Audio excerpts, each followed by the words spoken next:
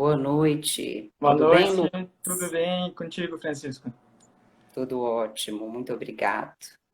Então, pessoal, vamos dar início, né, à nossa terceira live da nossa série Psicologia e Hospitalização por Covid. E hoje a gente vai falar especificamente sobre a hospitalização por Covid-19 e também vamos conversar um pouco sobre a estar diante da morte, né? Assim, que é um tema difícil, né, para muitas pessoas, é um tema que é tabu na nossa sociedade, mas que certamente há benefícios em falar sobre isso e é importante que a gente converse sobre isso agora, né? Então, para quem não me conhece, eu sou Francisco, sou estagiário do Espaço Integrar e vou apresentar o nosso convidado, né, a quem o Espaço Integrar agradece muito, né, a gente agradece bastante, Lucas, que você tenha aceitado esse convite. O Lucas, ele tem graduação, mestrado e agora está fazendo doutorado pela PUC do Rio Grande do Sul, né? Ele tem experiência em psicologia hospitalar, ele é professor da pós-graduação em psicologia hospitalar pelo Hospital Moinhos de Vento, né? Da pós em psicologia hospitalar. Ele também tem uma experiência com cuidados paliativos, com psico-oncologia, né? E também é professor da Weiner, professor e supervisor da Weiner Psicologia, que é muito importante para a terapia cognitivo-comportamental aqui no Brasil. Então, pessoal, a gente tem algumas perguntas, né, que o Espaço Integrar separou, que são só perguntas norteadoras, mas fica à vontade, Lucas, para você trazer aí questões, tá? Temas que a gente não tiver conseguido contemplar. E caso haja perguntas durante a live, a gente vai deixar um espaço para essas perguntas no final. Então, vamos lá, né? Vamos começar com os temas.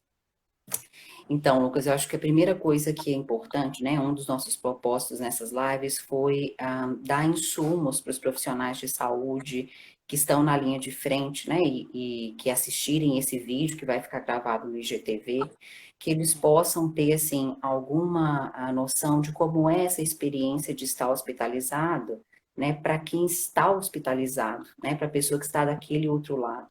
Então, eu queria perguntar assim para você, o que que você acha que é fundamental, né, assim, que esses profissionais saibam, né, assim, estejam cientes de como é essa experiência de estar hospitalizado por uma pessoa que está hospitalizada por sintomas graves aí do Covid.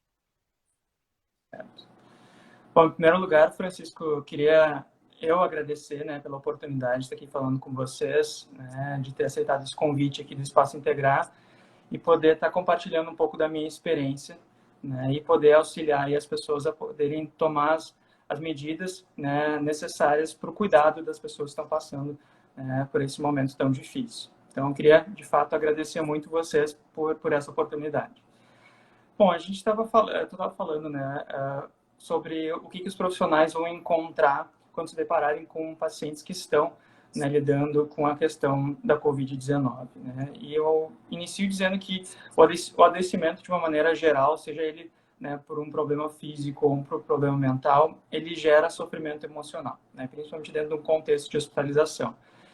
E esse sofrimento, então, dentro da hospitalização, vai aumentar ainda a sensação de ansiedade e também de humor deprimido. Então, acho que esse é o primeiro impacto que os pacientes, que os profissionais vão se deparar com pacientes assim.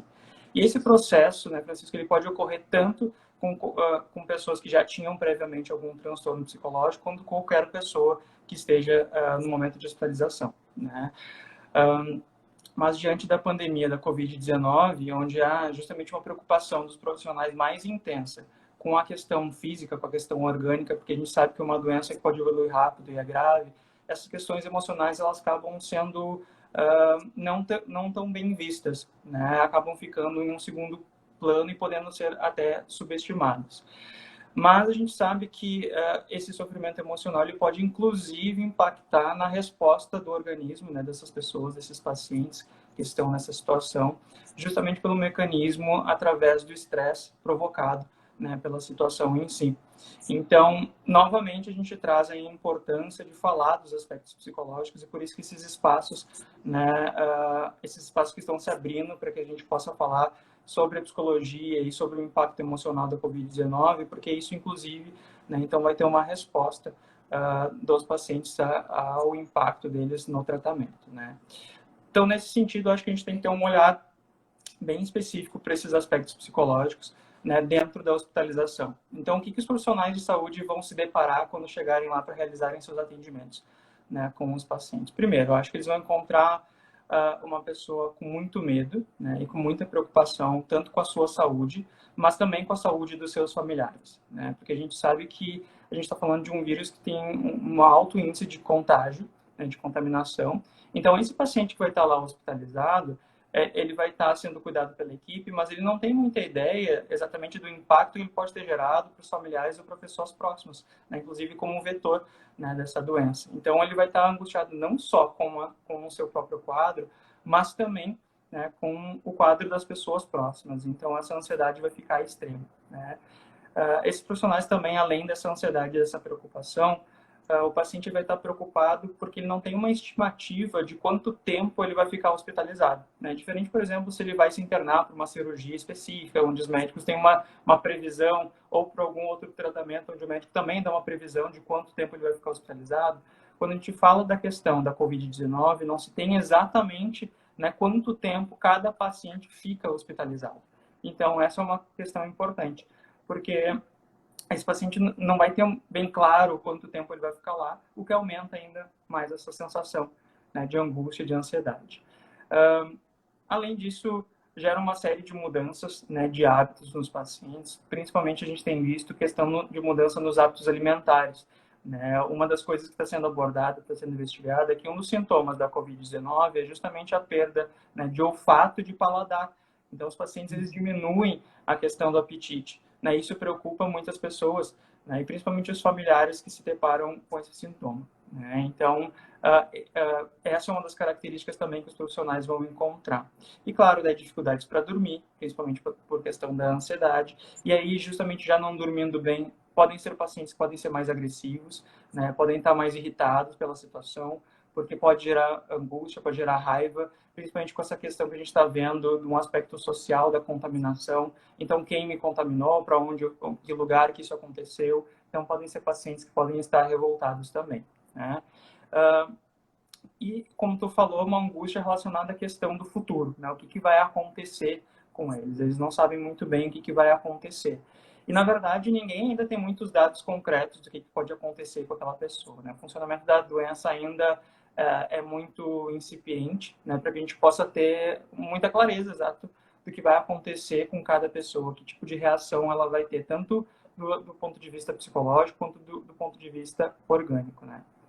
Uma das estratégias que eu acho que é importante para esse momento, né, já falando do que a gente pode fazer quando esse profissional se deparar com esse paciente e lidar com essa ansiedade, é a questão do acesso à informação, né? Parece uma coisa tão simples, mas acho que está diretamente relacionado aos nossos comportamentos, né, de saúde. Porque muitas pessoas, quando estão nesse momento de angústia, que não tem nenhuma resposta, né, que não tem definido claramente o que vai acontecer com elas, passam a tentar buscar informações em fontes que podem ser não muito confiáveis, né? Inclusive tendo informações falsas a respeito tanto do comportamento da doença quanto do seu próprio comportamento, né? E isso, na verdade, em vez de ajudar, porque essa busca de informação em busca de uma resposta vai só piorar, né, o que elas estão passando.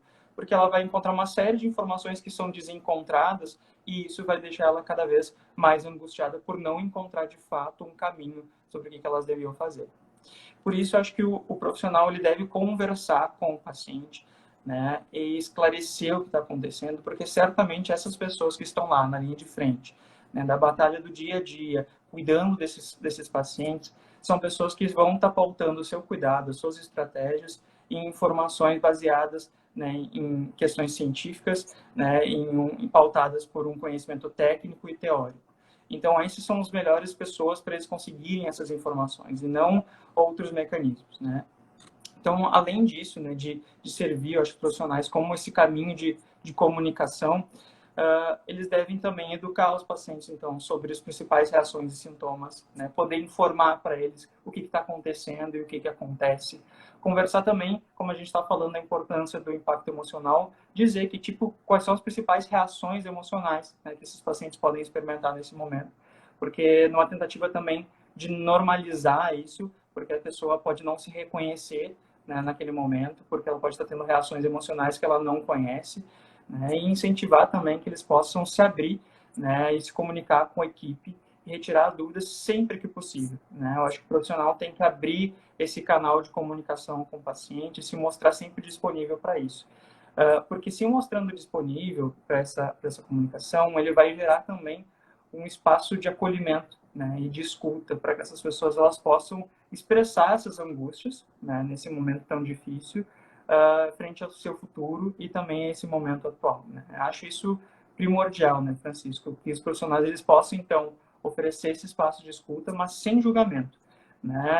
Porque muitas coisas eles vão ouvir, e a gente sabe que nossa inerente do ser humano a gente tentar julgar aquilo que a gente está ouvindo a partir da nossa perspectiva, né? Mas a gente propõe então uma escuta ativa, de fato que o profissional possa estar ali disposto a escutar esse paciente, as suas angústias, né, e os seus anseios.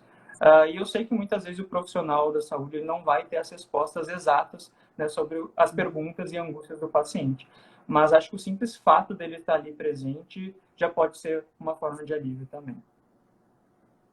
Ok, muito obrigado.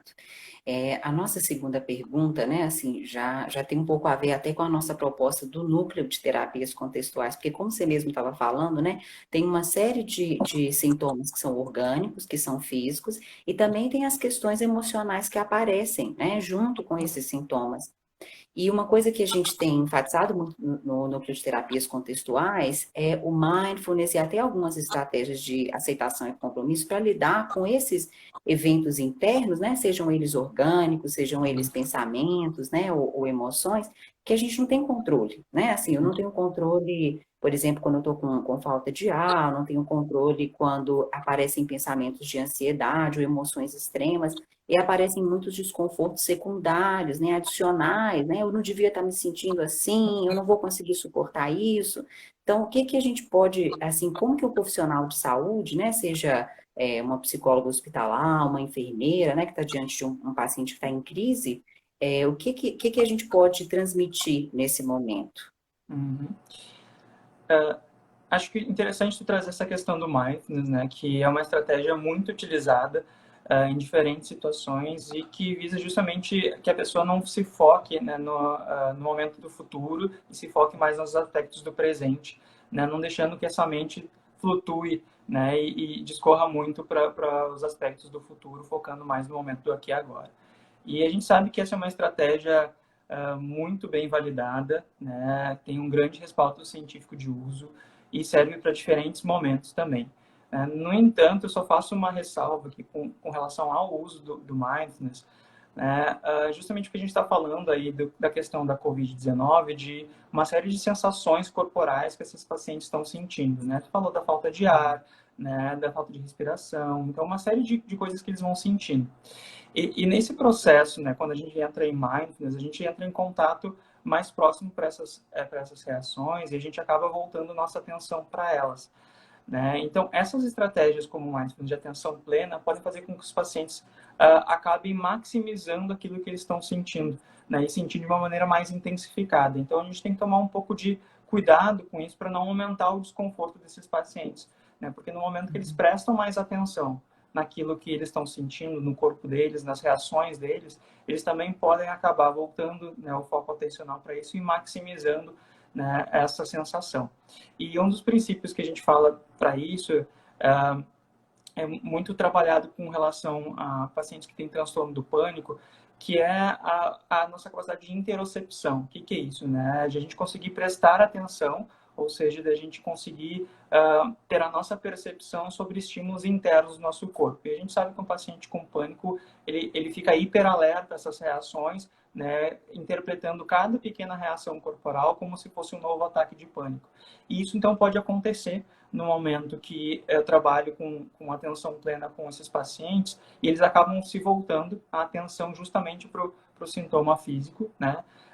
E na medida que eles focam sobre esse sintoma, automaticamente o que pode ocorrer é o aumento dessas sensações, gerando uma sensação de desespero, né? E fazendo um hiperdimensionamento da avaliação do que de fato está acontecendo com eles. Né? Então, eu só faço um alerta com relação à prática do mindfulness nesse contexto, mas é claro que se a gente pratica o mindfulness com a questão do objetivo de prestar atenção, por exemplo, aos pensamentos que são gerados, né, no momento que eu tenho essa reação física, e isso me ajuda a reconhecer esses pensamentos, isso pode ser muito eficaz, porque assim a pessoa vai ter a possibilidade de entender qual o pensamento pode estar desencadeando uma reação mais extremada da reação física, e a pessoa pode ter acesso a esse pensamento e poder argumentar contra esses pensamentos mais catastróficos, né? E aí dividir isso com um profissional de saúde, seja ele qual for, né? Não necessariamente o psicólogo, mas aquele que está acompanhando ele. Então, de novo, voltando à questão do canal, né, aberto de comunicação com o profissional da saúde, no momento que esse paciente, se ele aplica, né, se ele se auto-aplica uma técnica de mindfulness e presta atenção, consegue reconhecer aquilo que ele está pensando, de uma maneira mais consciente, ele pode compartilhar isso com um profissional que pode auxiliar ele, né, a questionar esses pensamentos com evidências, né? Então, tendo uma consciência do que ele está pensando e da maneira, na verdade, melhor, da forma que esses pensamentos podem estar contribuindo para o aumento dessas sensações físicas do corpo, é que a gente pode ajudar os pacientes, né, nessas evidências, a buscar essas evidências, se esses pensamentos eles se sustentam de fato ou são apenas mais catastróficos da sua imaginação, né? Por isso, eu também falei, né, que a questão da informação é importante, porque no momento que eu tenho um pensamento catastrófico, com uma reação do meu corpo, e o profissional ele me orienta, né, ele me educa de que aquela não é uma reação da doença em si, ou que está sendo uma reação extremada, eu vou conseguir, de alguma forma, lidar melhor com a questão emocional, né, dessa manifestação orgânica. Então, eu estava falando da questão do pânico, né, e um dos sintomas do transtorno do pânico, que é muito semelhante, né, com a Covid-19, é a questão da falta de ar, dificuldade para respirar, né, de sensação de sufocamento. E é por isso que é importante ter um acompanhamento do profissional nesse momento, para poder fazer a diferenciação do que pode ser uma crise de ansiedade extrema, por ter um aumento focal dessas sensações de corpo, ou não, se a gente está falando realmente de uma reação da doença, da Covid em si. Então, por isso é extremamente importante que o profissional possa auxiliar. A gente está falando de um contexto de hospitalização, então o profissional ele consegue estar mais próximo desse paciente, né? A gente não está falando das pessoas que estão em casa, que daí o contato é um pouco diferente. Então, é claro que o paciente vai poder contar sempre com a equipe para isso, pois a gente deve lembrar que no momento de crise como o que a gente está vivendo e de muita ansiedade, e de uma doença grave como essa, toda atenção ela é necessária. Então, não posso ignorar essa reação física e simplesmente atribuir isso a um aspecto emocional, né? Por isso, é importante que o profissional possa estar junto, né, atuando ao lado do paciente, podendo informá-lo, educá-lo sobre as reações e também transmitir, além disso, né, uma palavra de conforto, uma palavra de carinho e algo que certifique o paciente que esse profissional está ali, está disponível para ele e quer de fato ajudá-lo, né, que de fato se mostrar presente. Isso pode ter um bom efeito já, né? Então, acho que uma das estratégias que a gente pode utilizar para tentar amenizar essas sensações é esse contato mais direto. A gente sabe que não o contato direto através com o uso, né, dos equipamentos de proteção individual, mas estar ali mais presente, né, para os pacientes. Ok, muito obrigado. A Flávia até fez uma pergunta que eu acho melhor a gente até olhar para ela agora, porque ela já tem tanto a ver, né, que se a gente for olhar no final, a Flávia perguntou o seguinte, né, e o uso, é exatamente isso que você tinha falado, ela perguntou sobre o uso do mindfulness com os agora dessa vez, né, com os familiares dos pacientes hospitalizados. Pode também intensificar a ansiedade em vez de reduzir, né, agora a gente falando dos familiares. Uhum. Bom, como a gente estava falando que o mindfulness tem que ser levado em consideração essa ressalva, né, justamente para a sensação corporal do paciente, com os familiares a gente vai estar talvez lidando mais com a sua angústia frente ao futuro, né, sobre o que vai acontecer com esses pacientes. E daí o mindfulness pode ser muito útil, porque daí vai ajudar os familiares a focarem no momento do aqui e agora, né, e não ficarem pensando sobre o que pode exatamente acontecer, porque a nossa imaginação é muito fértil, né? Então, e normalmente, eu digo sempre que ela é fértil e sacana de alguma forma, porque a gente sempre imagina o pior cenário possível, né? A nossa cabeça sempre nos leva para o cenário mais catastrófico, até de uma estratégia de sobrevivência, né? Para que a gente já se prepare sempre para o pior. Então, com os familiares, se eles estiverem pensando sobre o que vai acontecer com o seu com o paciente que está hospitalizado, né, com o seu ente querido, esse pensamento normalmente vai estar pensado para um futuro catastrófico. E aí o Mindfulness pode ajudar realmente essas pessoas a voltarem para o presente, a identificarem o que está gerando exatamente as suas angústias e poderem trabalhar isso com o profissional também. Ok, muito obrigado. E agora a gente vai entrar num tema que eu acho que é assim, ele vai além de só a experiência da hospitalização e é essa posição de estar diante da morte, né? Assim, estar consciente de que a morte tem uma possibilidade de acontecer, né? Assim, de que ela é próxima. E, bem, gente, né? Acho que todo mundo aqui sabe, a morte virá para todos nós em algum momento da nossa vida, né? Talvez a nossa sociedade não nos eduque muito para que a gente pense nisso, né? Assim, ela não nos educa muito para esse momento da morte, mas é fundamental que a gente converse sobre isso. Então, assim, nesse momento, né? Assim, o que eu fico pensando pode ser de auxílio, né? Assim, para uma pessoa que está naquela posição e ela está consciente, né, de que existe a possibilidade da morte, né? Assim, muitas vezes, às vezes a morte é até dada como algo certo, né? É, e, e aí entram vários sentimentos, né, de arrependimento, o que que eu não, né, eu não vivi, o que que eu não fiz, o que que eu fiz que eu me arrependi, desesperança, né, assim, a sensação de abandono, de desamparo, e nesse momento, né, que não pode o familiar estar ali, no caso da hospitalização por Covid, lado a lado, segurando na mão. Então, assim, o que que é possível, né, dentro desse contexto para aliviar esse sofrimento, né? É de uma pessoa que está consciente de que a morte está muito perto, assim, o que que a gente pode elencar de possibilidade? Bom, acho que tu colocou muito bem quando o paciente ele se defronta, né, com a possibilidade iminente da morte. A gente não está falando de algo imaginário, a gente está falando de uma possibilidade real e concreta. Muitos pensamentos podem surgir na cabeça desses pacientes, né? Pensamentos tanto voltados, como tu mencionou muito bem, para o passado, né? Eles começam a se questionar o que eles podiam ter feito, o que eles gostariam de ter feito, né? O que ele deixou de fazer. Pensamentos também voltados para o futuro, né, relacionados ao que vai acontecer com seus familiares no momento que ele não estiver mais aqui, e também pensamentos voltados para o desconhecido, né, porque a morte realmente é um grande desconhecido para todos nós. Então, vai vir esses pensamentos voltados para os pacientes nesse momento, né.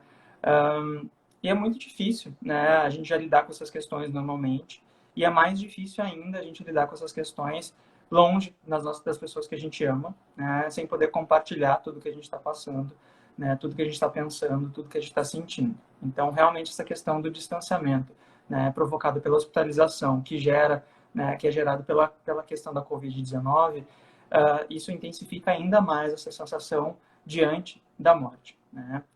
E tu também trouxe muito bem que a morte, no geral, ela sempre aparece para nós, dentro da nossa cultura, como um caráter assustador, né? E algo a ser combatido, a ser enfrentado, né? A gente ouve muito, né, os médicos sempre falando, e os enfermeiros também, por exemplo, que eles têm que vencer a morte, né? Que tem que combater a morte. Então, ela é sempre um mal a ser vencido, né? E na nossa cultura, de fato, a gente não é preparado para lidar com a morte, né? A gente é preparado e ensinado a temer a morte e, de alguma maneira, enganar ela a todo custo para que ela não ocorra, né? E não aceitá-la como uma etapa da vida. E é isso que ela deve ser encarada, né? A morte ela tem que ser encarada como uma das nossas etapas do nosso desenvolvimento. Ela é uma etapa da vida como todas as outras, né? Ela é uma etapa do nosso ciclo, do qual ainda a gente muito pouco conhece e muito pouco a gente compreende o que de fato é a morte, né? Então, nesse sentido, acho que é importante a gente conversar, né? Os profissionais da saúde poderem conversar com os pacientes e entender que tipo de visão que eles têm a respeito da morte, né? O que eles pensam a respeito dela e no que eles acreditam de fato. Eu acho que isso, no momento que a gente consegue entender isso para os pacientes, vai dar o tom da nossa intervenção, do que a gente vai fazer para amenizar um pouco, né, essa sensação de desamparo frente à morte iminente, né? E uma das coisas que eu acho importante também é que eu observo que muitas pessoas, na verdade, elas não têm medo da morte em si, mas sim da maneira como ela pode acontecer, né? Então, as pessoas, elas sentem medo de como que elas vão morrer, não exatamente da morte, do momento em si. E um dos maiores temores das pessoas no momento da morte é que elas morram sozinhas e sem ninguém. E diante da hospitalização do quadro da Covid-19, é possível que isso acabe acontecendo, né? Justamente porque Sim. nós estamos falando de pacientes que estão isolados, né? E não podem ter acesso aos familiares e acabam vivendo, então, um desses temores que é horrível, que é de morrer sozinho, né?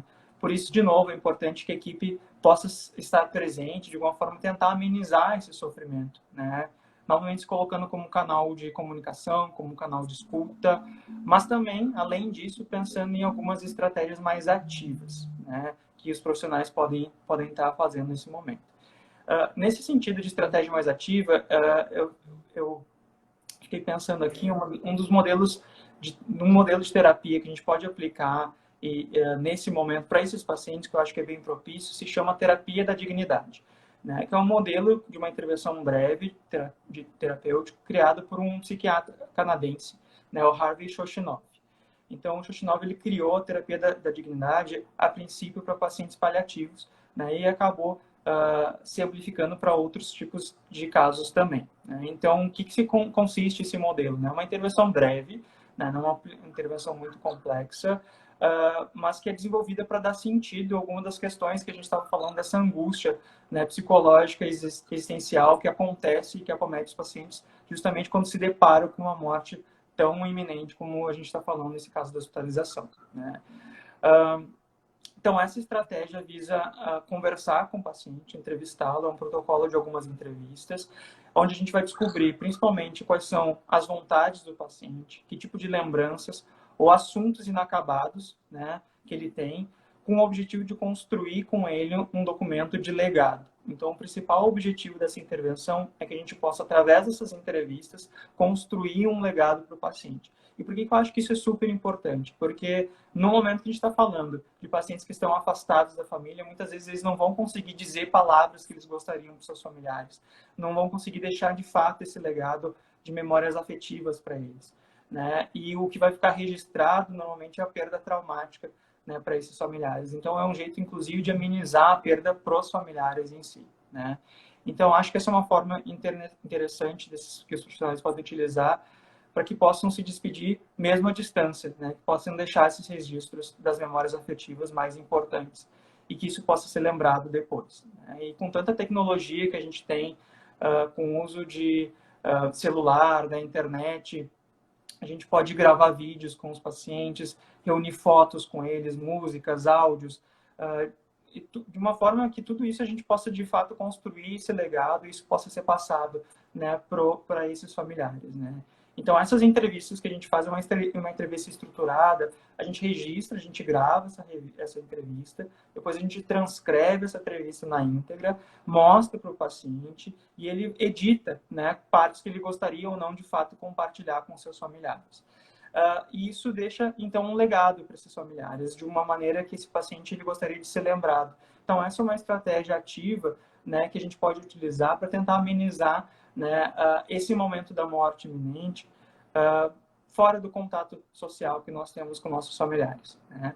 E eu já acho o nome dessa terapia tão bonito, né? Quando a gente fala terapia da dignidade, ela vem do nome Sim. justamente porque é importante que a gente entenda que nesse momento da morte a gente precisa priorizar que esses pacientes tenham uma morte digna. A gente fala tanto de uma Uhum. vida digna, mas também propiciar que eles tenham uma morte digna, né?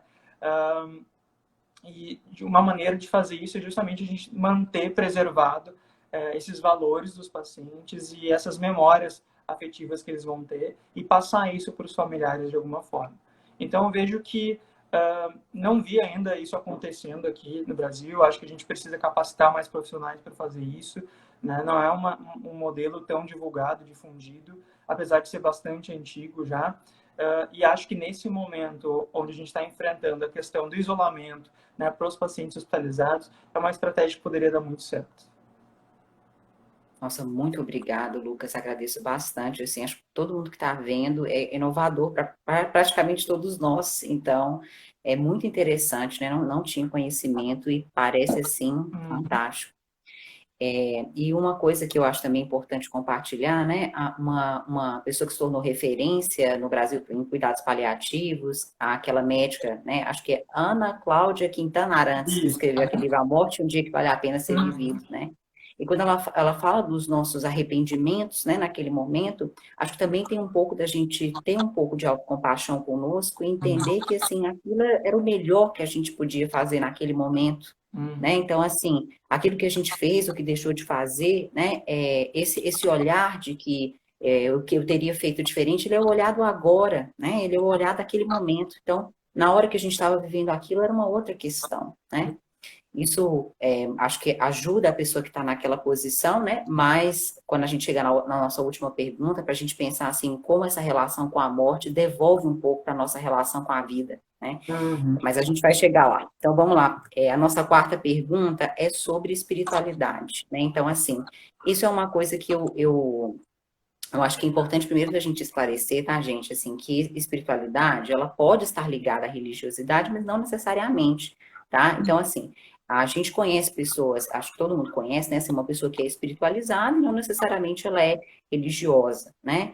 E quando a gente fala em busca de sentido para a vida, quando a gente fala em busca de propósito, quando a gente fala na nossa relação com o universo, na nossa relação com o outro e na nossa relação conosco, né? De uma certa forma, a gente está falando de espiritualidade, né? Então, eu queria te perguntar o seguinte, assim, como que é a espiritualidade, assim, talvez nesse sentido, né? Ou nos outros, em todas as suas possibilidades, pode ser um recurso de auxílio, de enfrentamento disso que você falou, né? Assim, dessa última fase da vida, desse desafio, desse momento final. O que você acha? Bom, primeiro que a espiritualidade, ela tem já a sua importância reconhecida justamente por ser uma das dimensões que nós avaliamos no conceito de saúde, né, segundo a Organização Mundial de Saúde. Então, a gente sempre fala de um sujeito biopsicossocial e espiritual. Então, a gente está falando já aí, dando uma conotação do quão importante é nós termos um olhar para a questão da espiritualidade para os pacientes, né? E acho que tu colocou muito bem que muitas pessoas acabam confundindo, né, Francisco, o conceito de religiosidade com espiritualidade, né? São conceitos diferentes entre si, apesar de terem um caminho em comum, né? A religião, na verdade, a religiosidade é uma das formas de nós expressarmos a nossa espiritualidade, é um caminho, né? É um mecanismo que a gente possa expressar aquilo que a gente tem de espiritual dentro da gente, né? Mas não é o único. Existem diferentes maneiras da gente expressar a nossa espiritualidade. Justamente porque a espiritualidade vai estar relacionada com um conceito mais amplo, né? E vai estar relacionada justamente com a busca de um sentido, né? Como tu colocou, um sentido maior da nossa existência, de um crescimento interior que é constante, né? Uma busca por algo que possa ser além do nosso conhecimento também, né? Ela pode ser definida como a nossa propensão que nós temos de buscar significado para as coisas, né? Então, o tempo todo a gente está tentando atribuir significado e dentro disso, agora no contexto da Covid-19, nós temos visto bastante isso. As pessoas tentando atribuir significados para esse momento da pandemia, né? Para que isso poderia estar acontecendo para nós e para o mundo. Então, essa é uma maneira de eu exercer minha espiritualidade. É uma maneira de eu tentar compreender para além daquilo que o meu racional permite, né, o que de fato está acontecendo nesse momento. É uma leitura de mundo, né? Então, dentro da nossa espiritualidade, a gente acaba agregando nossos valores de vida, né, os nossos propósitos, né, e acabam transcendendo, então, essa questão mais física e mais concreta, né? Então, ela envolve tanto esse sistema de valores que a pessoa já acredita, mas também valores que ela aplica no dia a dia, né? Então, bondades, atitudes, né, de benfeitoria, palavras de carinho, palavras de algum gesto, ou seja, um estilo de vida que essa pessoa aplica, isso está relacionado talvez com a sua espiritualidade, né? Mas mais ainda essa busca de sentido, né, para a sua existência aqui no mundo, independentemente de religião. A religião ela vai incluir, como eu disse, ela é um mecanismo, né, de exercer a nossa espiritualidade, mas ela vai incluir uma crença em algum deus ou em alguns deuses, dependendo da religião, e essa crença vai ser expressada através de uma conduta específica, né, de ritos, né, de dogmas, de normas, né, de comportamento. Então, a religião ela pauta, né, uma série de questões que envolvem a nossa espiritualidade e ela, de alguma maneira, ela nos mostra de que forma nós poderíamos estar expressando essa espiritualidade, através, como eu disse, né, desses rituais e tudo isso. Então, acho que para nós trabalharmos com a espiritualidade diante desse momento, né, da proximidade da morte e também do enfrentamento da pandemia, é muito importante a gente entender, como eu disse antes, quais são os valores, quais são as crenças desse paciente e quais são as práticas que ele possui com relação à sua espiritualidade, né? Então, que tipo de práticas ele faz, também como ele se relaciona com essa espiritualidade e com as pessoas no geral, e que tipo de experiências que ele vive essa espiritualidade no dia a dia, né? Então, em que momento que ele exerce aquilo que ele tem de espiritual, né? Que tipo de práticas ele acaba fazendo no dia a dia. Acho que a partir disso a gente pode então implementar um cuidado baseado nesse suporte mais espiritual, visando justamente aumentar o recurso desses pacientes como uma estratégia de enfrentamento a um momento tão difícil, né? Então, saber qual é a visão que esse paciente tem, que tipo de estratégias ele possui, e que importância que ele dá para a sua espiritualidade, acho que vai dar o tom de como ele vai estar interpretando esse momento tão difícil, né? E esse momento tão complicado. Eu, né, como acho que tu mencionou no início, trabalho com terapia cognitivo-comportamental e acredito muito que o nosso sofrimento vai estar diretamente relacionado à maneira como a gente interpreta os fatos e não necessariamente com os fatos em si. Então, a visão que o paciente tem sobre a morte vai nos dizer muito como ele vai lidar com esse momento, né, em específico.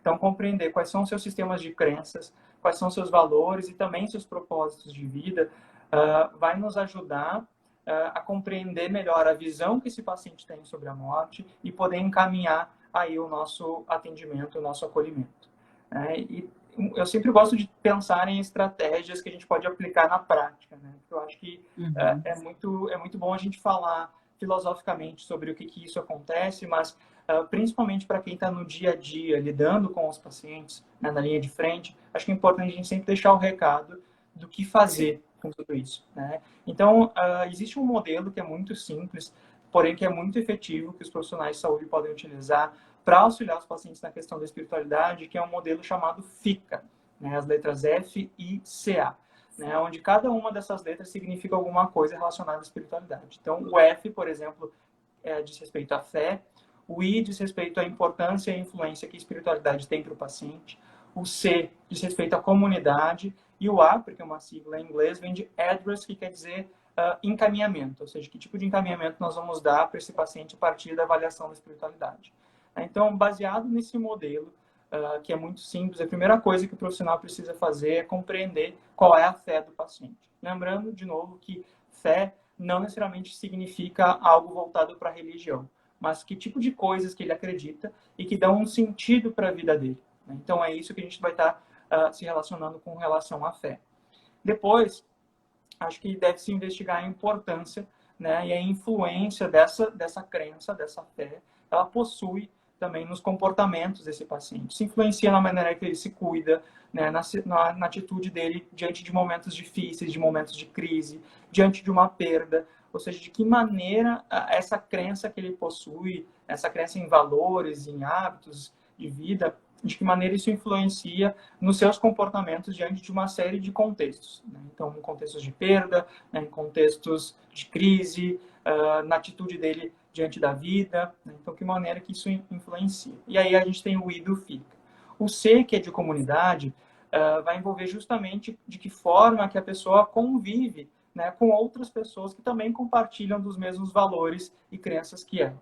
Então, que tipo de pessoas essa pessoa convive, para que a gente possa pensar nesses hábitos em comuns, né? E também pensar em estratégias de, por exemplo, colocar essa pessoa em contato com essa comunidade, né? E aí, de novo, comunidade, quando eu não falo de religião, eu não estou falando da igreja ou de algo em específico, eu estou falando simplesmente de pessoas, de amigos, né, de familiares que compartilham, né, com a questão desses valores, né, espirituais e que possam se colocar presente, né, para esse paciente diante de momentos tão difíceis. Então, de fato, se colocarem presentes, incluindo aqui, como a gente está falando, a questão da morte, né? E por último, nesse modelo, o encaminhamento, que daí fala sobre como nós, profissionais da saúde, podemos, de fato, auxiliar esses pacientes diante desse momento. Se existe alguém que a gente possa recorrer, que a gente possa chamar para que esteja presente para essa pessoa, se tem alguém que ela gostaria de falar, que ela gostaria de de ver da sua comunidade, né, dessas pessoas que compartilham nos mesmos sistemas de crença, enfim, de que maneira que nós possamos encaminhá-lo para que ele receba o suporte necessário. Né? E eu gosto muito de uma experiência de quando eu trabalhava num hospital aqui em Porto Alegre. Eu sempre conto essa experiência e eu acho que ela exemplifica um pouco isso. Né? É um hospital que tem, como grande parte dos hospitais, ela é de uma comunhão religiosa, né? Então tem uma congregação religiosa que apoia e suporta o hospital, e eles tinham um serviço que se chamava de pastoral, né? Então que vinham pessoas dessa religião em específico e se colocavam à disposição dos pacientes para dar uma palavra de conforto, né, e trabalhar justamente a questão da espiritualidade. E o mais legal dessa experiência, né, desse hospital, é que esses pastores, né, e eram homens e mulheres que tinham essa religião em específico, ao conversarem com os pacientes, eles de nenhuma maneira impunham a sua religião e a sua crença. Eles estavam ali à disposição dessas pessoas para falar sobre questões espirituais. Então, tinha uma escuta ativa, uma escuta aberta.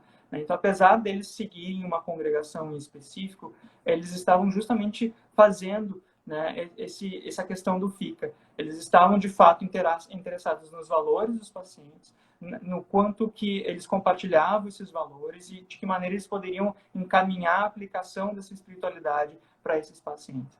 Então, eu acho que é um exemplo, realmente é um dos poucos hospitais que eu trabalhei que tinha esse serviço, né? Eu acho super importante. É claro que a gente não precisa ter um serviço como esse para fazer isso, né? Qualquer profissional de saúde pode estar exercendo, né, o cuidado com relação à espiritualidade dos pacientes.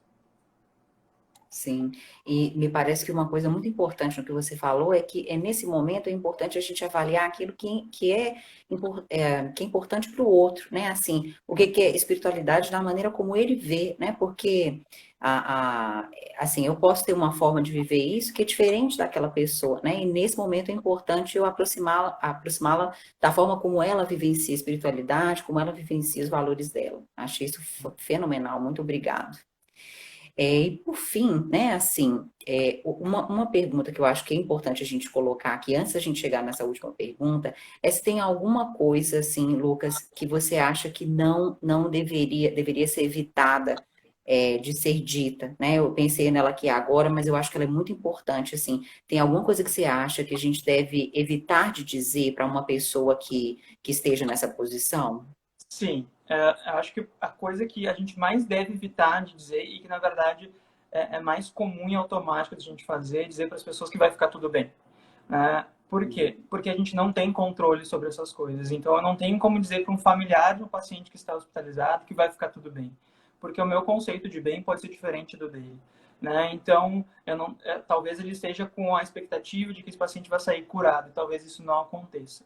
Então, essa é uma maneira a gente diz que vai ficar tudo bem. De fato, quando a gente fala isso, a gente acaba invalidando, né, o sentimento desse familiar, porque a gente não reconhece a dor que ele está dizendo, e a gente não tem controle sobre isso, né? Então, de fato, o que a gente deve dizer é que a equipe, principalmente, vai tentar fazer o possível para que fique tudo bem. Vai fazer o possível para que se tenha um máximo de cuidado com essa pessoa. Mas evitar de dizer que vai tudo bem, vai ficar tudo bem, porque isso, de fato, a gente não tem como saber. Ok, muito obrigado. E por fim, né, eu acho que é uma mensagem que a gente pode pensar assim, deixar para todos os que estão vendo, até os que não são profissionais da saúde, mas todo mundo que está assistindo e que vai assistir aí no vídeo, que é assim, eu fico pensando, né, que a nossa relação com a morte, ela diz muito também da nossa relação com a vida, né, e às vezes quando a gente reflete sobre a morte, quando a gente se educa, né, para viver esse momento, a gente recebe de volta muitas coisas sobre a vida.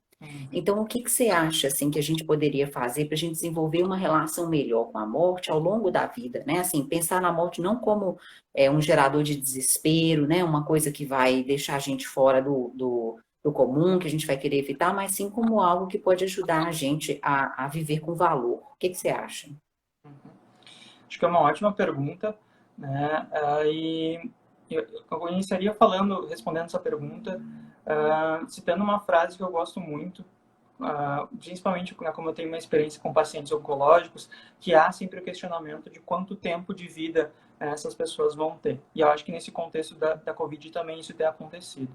né? E é uma frase que eu gosto bastante de usar e aplicar elas nos meus atendimentos, é que não importa, na verdade, quanto tempo a gente tem de vida, mas sim que haja vida nesse tempo, né? Então, não interessa quanto tempo se tenha, mas que o tempo que tenha, a gente possa colocar vida nele, né? Então, possa, de fato, viver.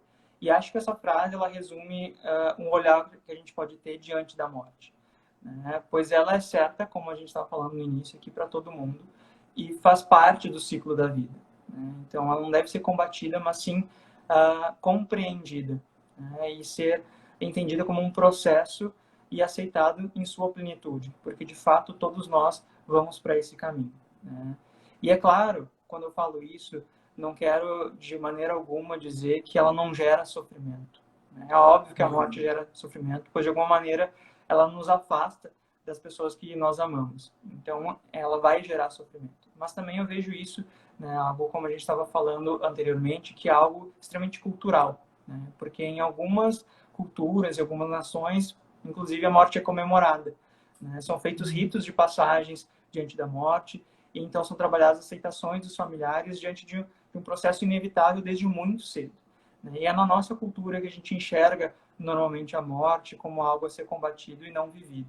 A gente citaste, né, a doutora Ana, e eu acho que ela fala muito bem isso, a morte é um dia que vale a pena ser vivido, né? Por que a gente tem que trabalhar nesse momento como um momento ruim, né, como um momento angustiante? A gente pode preparar uma boa morte, porque ninguém pensa sobre isso, né? A gente passa a nossa vida inteira pensando no hoje, no viver, mas ninguém pensa em como se preparar para um momento que é inevitável de todo mundo, né? Porque de fato isso vai acontecer, né? Então, acho que a ideia que a gente pode ter diante da vida é justamente de aproveitar os momentos que nós temos com intensidade e sabedoria e também aceitar que um dia, né, o nosso ciclo aqui na Terra vai se encerrar. Isso vai acontecer para todo mundo.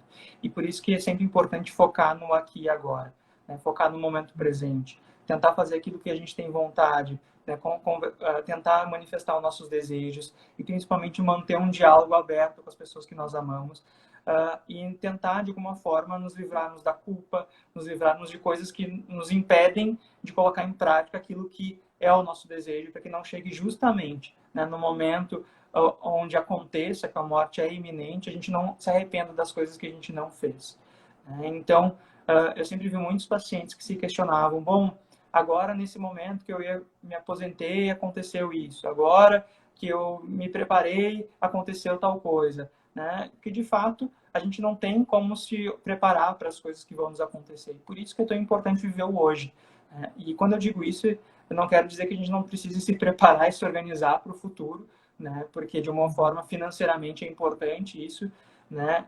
E também para nossa organização, mas é tentar não pensar tanto no futuro, no sentido de deixar de fazer as nossas coisas do presente, pensando justamente no que vai nos acontecer, né? Então, focar no momento do aqui e agora, né? E aí a gente estava falando da estratégia do Mindfulness, eu acho que super cabe nesse momento, porque daí é voltar a nossa atenção, né, plena para aquilo que a gente está vivendo, para nossas sensações, para os nossos desejos e colocar em prática, né, visando justamente o momento de uma morte mais digna, de uma morte boa. Ok, muito obrigado.